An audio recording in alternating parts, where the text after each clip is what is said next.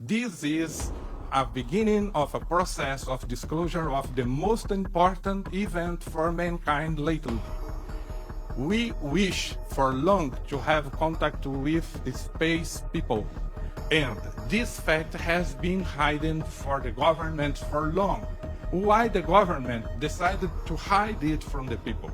Such an important fact, because we have heard here in this conference from the militaries and retired militaries that these beings, extraterrestrial beings, have such a capability of interfering in the nuclear weapon systems, even activating and deactivating these weapons.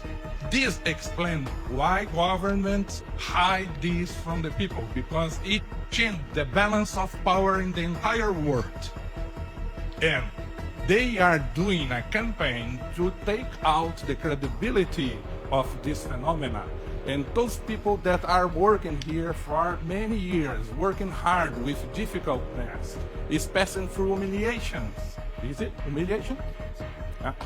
Because they say they do not exist, UFO do not exist. In fact, what we have heard here, they exist, they are here to save us against the insanity of our leaders.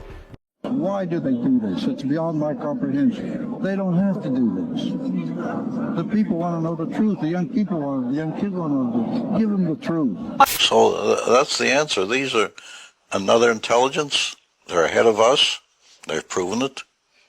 In only one simple reason. They can fly in space and we can't. So it boils down to that simple. How are you going to overcome that? We don't know anything about how. So we got to start with what we know. The little we know is the greatest gift they gave us. In 1947, I just come back from Italy. I'd been chief of security intelligence in Rome. And in the intelligence business, I was trained really by the British. I was an MI-19.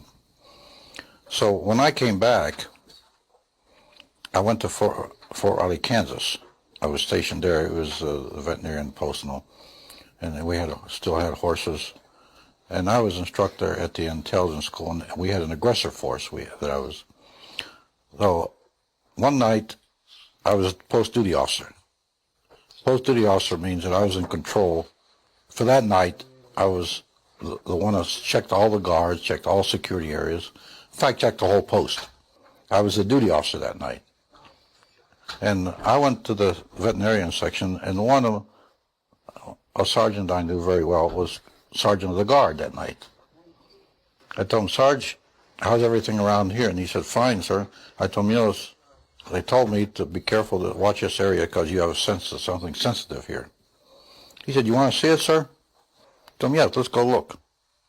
And I knew this sergeant he was a master sergeant. I went back, and there was 5 crates there, like 5 or 6, I think it was 5. I lifted one up, and here's this body there and floating in fluid. And I looked at it about 10, 15 seconds, not much more than that. So I put it back down and I said, Sarge, come on, get out of here now. I don't want to get you in trouble. Because I'm the duty officer, I can go around, walk around here. But you might get in trouble for coming back. Just come on, let's go. Come out with me. So we went out, and I told him, where did it come from, Sarge? He said, well, 5 trucks are coming through here from an airfield in New Mexico, and they're heading for Wright-Patterson Air Force. Now, in those days, there weren't all these big roads. Now, in those days, Route 40 was about the only cross-country route, and the route that they took was Route 40, going through Fort Riley, Kansas, and then up to Wright-Patterson Air Force. And I said, well, stay away from her, Sergeant. I don't want you to get in any trouble. I told him I can walk around and see. So, and I started to figure, what was that?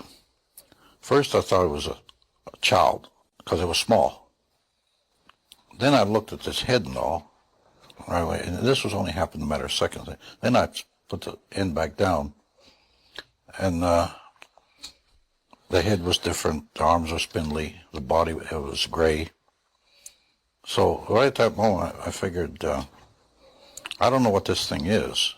So like in intelligence business, I just better put it in the back of my head here and wait till maybe in the future I get corroboration so I can evaluate what it is. So I promptly forgot about it. 10 years later, I was down there, commanded the range in New Mexico, in White Sands, the Army missile firing range, in northern, right near Trinity site, my headquarters was. So my own radar started picking up items going 3,000–4,000 miles an hour in this area. I had pencil beam radars which locked on the target. And the boys told me about 3,000 or 4,000 miles an hour, quick acceleration, they break the lock. And that was one of the best radars we had during the time. So every time that would happen, once I notified our headquarters, they said, oh, forget it, we're not interested. So I figured I won't tell them anything anymore. So every time that would happen, I tell the boys, bring me the tapes. Because all my computers and my firing had a tape which gave the whole firing sequence. And then we could check it after if anything went wrong, see? So I'd tell them, deliver the tapes to me personally, and I'd look them over, and yet what they told me was true. Then I left and went to Germany, and I started picking up the same things in Germany, 3,000–4,000 miles over flying Germany. Again, the pencil beam radar would lock on, and all the ones that would lock would break. Just before that, I was 4 years at the White House, and I kept getting reports there. But they were just reports. I mean, and they weren't actually cast in any sense that you put them in a file and keep them all together. They just were sporadic reports that came through. Of course, I had all the clearances, so I'd get them. Even code reports I used to get and all.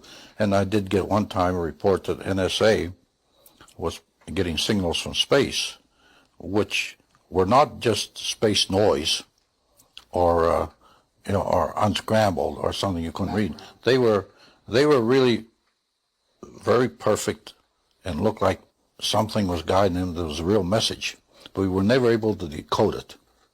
This was a very coordinated message. It wasn't space noise or jumble mumble or anything like that, or just noise coming. It was a pattern. So the evaluation might come from outer space, some beings, and I got that report when I was at the White House, because I had the NSA clearances and all. And when I came back, General Trudeau pulled me in. He had reorganized research and development from a secondary mission logistics to a very compact, good unit, about 3,000 officers. It wasn't too compact. And then I went. First, when I reported in, I was a special assistant. Then he created the Foreign Technology Division about a week later and put me in charge of it. There, I started getting the top reports. I started getting other crash reports, the artifacts I got. And by that time, I established, and I visited the site here. But when I came to research and development, which was 14 years later, by the way, I inherited all these artifacts, and I inherited reports, autopsy reports from Walter Reed Hospital. Now, Walter Reed, there was a laboratory there, which was our laboratory, and we financed. That's who did the autopsies for us. But we didn't leave any copies to them. All copies had to come back to us, because after all, it was our lab. We financed it all.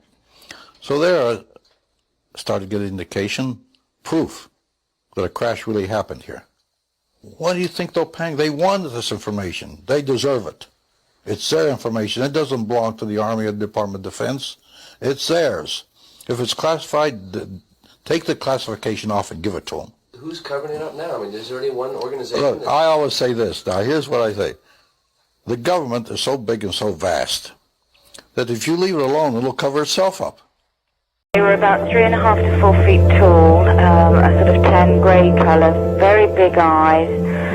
They looked like undeveloped children in that their bodies were very sort of skinny, and they moved quite sort of rigidly. They shuffled rather than sort of walked. And I did notice a peculiar smell, like a sort of rotting vegetation smell.